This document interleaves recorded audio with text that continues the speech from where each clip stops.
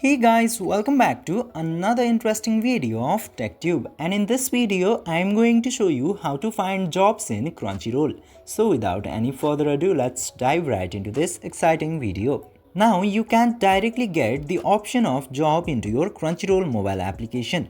In this case, you just simply have to open your web browser into your phone, and after opening the web browser, just simply search for Crunchyroll and open the official site of Crunchyroll into here. And now after opening the site, just simply tap into your profile icon at the top right corner, and from there go to settings.